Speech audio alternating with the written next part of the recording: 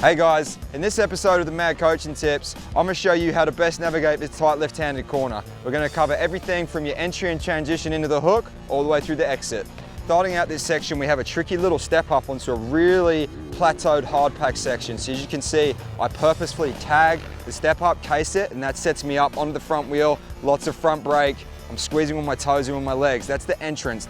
As I venture forward off of the rear of the bike braking, I'm going to get forward pretty quickly towards the front of the bike. There's no hesitation. You're either back or you're forward.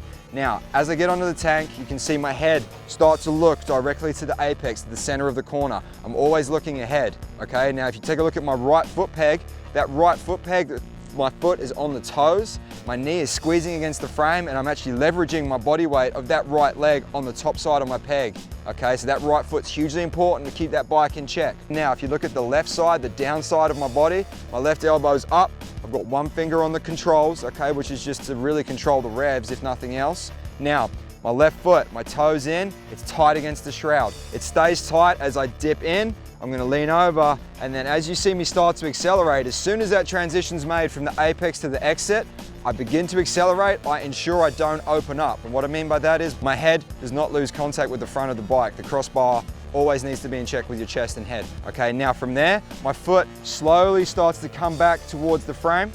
Okay, hugely important. Don't leave your foot up too long, because once you've got through the apex, you're starting to exit. The whole point of cornering, guys, we're gonna set up early, maintain momentum, and exit early. And the only way to exit early is to get that foot back, as you can see, towards the foot peg. And by the last quarter of the rut, my foot is almost directly back on the peg. I can squat through my legs, get my chest forward, and almost like a replica of a race start, I'm really pulling through the bars to get that bike tracking going forward and shooting down this downhill step section.